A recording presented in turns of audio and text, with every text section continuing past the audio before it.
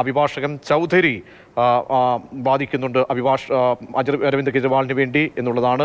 അങ്ങനെ ചൂടേറിയ വാദങ്ങൾ നടക്കുന്നു. അനൂപ് ദാസുണ്ട്. അനൂപ്, രാഷ്ട്രീയമായി കൂടി ഇതിനെ പരിശോധിക്കുമ്പോൾ ഇന്ത്യ മുന്നണിയെ സംബന്ധിച്ചോളം ഒരു ദൃഢത കൈവരുന്നുണ്ടോ? ഒരു ഏക സ്വഭാവത്തിലേക്ക് കുറച്ചുകൂടി കടുപ്പിച്ചുകൊണ്ട് പ്രതിഷേധത്തിന്റെ ജ്വാലകൾ ആളുന്നുണ്ടോ?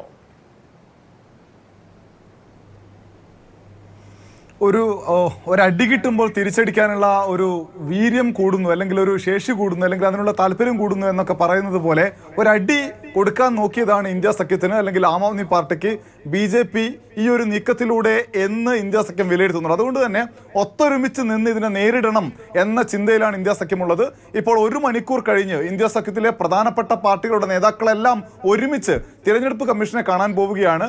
അരവിന്ദ് കെജ്രിവാളിനെ, അതായത് ഒരു സിറ്റിംഗ് മുഖ്യമന്ത്രിയെ അറസ്റ്റ് ചെയ്തത് ജനാധിപത്യത്തോടുള്ള വെല്ലുവിളിയാണ്. ഈ നിലയിലാണോ ഒരു മുഖ്യമന്ത്രിയോട് പെരുമാറേണ്ടത്? എന്ത് തെളിവിന്റെ അടിസ്ഥാനത്തിലാണ് ഈ അറസ്റ്റ് തുടങ്ങിയിട്ടുള്ള ചോദ്യങ്ങൾ തെരഞ്ഞെടുപ്പ് കമ്മീഷന് മുന്നിൽ വെക്കാനാണ് പോകുന്നത്. എന്തായാലും ഇത് ഡൽഹിയിലെ തെരഞ്ഞെടുപ്പ് കമ്മീഷന് മുന്നിൽ പോകുന്ന ഒരു ഇടപാട് മാത്രമായി അവസാനിപ്പിക്കുന്നതിന് പകരം രാജ്യത്താകമാനം ഇന്ത്യ സഖ്യത്തിലെ പ്രധാനപ്പെട്ട പാർട്ടികളെല്ലാം ചേർന്ന് വമ്പിച്ച പ്രക്ഷോഭത്തിന് നേതൃത്വം നൽകാനാണ് തീരുമാനം.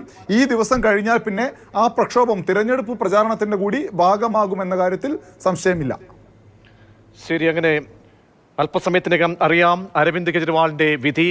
അകത്തേക്കാണോ അതോ ആശ്വാസത്തോടെ പുറത്തേക്കാണോ? അതേസമയം കേസിന്റെ ഗ്രാവിറ്റി ഇഡിക്ക് വേണ്ടി അന്വേഷണ ഉദ്യോഗസ്ഥർ ഉന്നയിക്കുന്നത് തെളിവുകളുടെയൊക്കെ തന്നെ അടിസ്ഥാനത്തിലുള്ള കാര്യങ്ങൾ, എവിഡൻസ് നിരത്തിയാണ്. അതേസമയം തന്നെ ജുഡീഷ്യറിക്ക് മുൻപാകെ അഭിഷേക് സിംഗ്വി അടക്കം ചൗധരി അടക്കമുള്ള മുതിർന്ന അഭിഭാഷകർ അരവിന്ദ് കെജ്രിവാളിന് വേണ്ടി വാദങ്ങൾ ഉന്നയിക്കുകയും ചെയ്യുന്നുണ്ട്.